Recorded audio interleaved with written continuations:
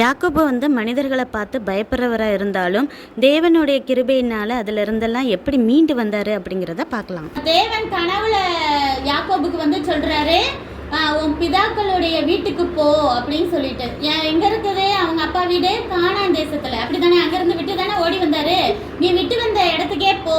நீ போகிற வழியில் ஒரு இடத்துல கல்லை சாட்சி படுத்தியல, அந்த இடத்துல ஒரு தூணை கூட நட்டுட்டு எண்ணெயெல்லாம் ஊற்றி அபிஷேகம் பண்ணல. பெத்தேங்கிற இடத்துல, அந்த இடத்துல உனக்கு கனவுல வந்த தேவன் யார் தான்? நான் தான். நான் சொல்கிறேன், நீ இப்போ உங்கள் அப்பா வீட்டுக்கு போ, கிளம்பி போ, உன் மனைவி பிள்ளைகள் எல்லாரையுமே கூட்டிட்டு போ அப்படின்னு சொல்லிட்டு கனவுல சொல்கிறாரு. சரியா? அப்போது அதுக்கப்புறம் யாக்கோபு ரொம்ப ஆசீர்வாதமாயிட்டேன். நம்ம போன வாரமே பார்த்தோம். நிறைய ஆடு மாடு ஒட்டகம் வேலைக்காரங்களாம் வந்துட்டாங்க. உடனே லாபானோடைய பிள்ளைங்க இருப்பாங்களே பசங்க, அப்போ அவங்களுக்குலாம் பயங்கர பொறாமையாக இருக்குது. உடனே அப்பா கிட்ட போய் தூண்டி விடுறாங்க. பாருங்க, நம்மளுடைய ஆடு மாடெல்லாம் இப்போ யார்கிட்ட போயிடுச்சு? யாக்கோபுக்கே எல்லாம் சொந்தமாயிடுச்சு. அவன் நம்மகிட்ட இருந்து எல்லாத்தையும் பறிச்சுக்கிட்டான்.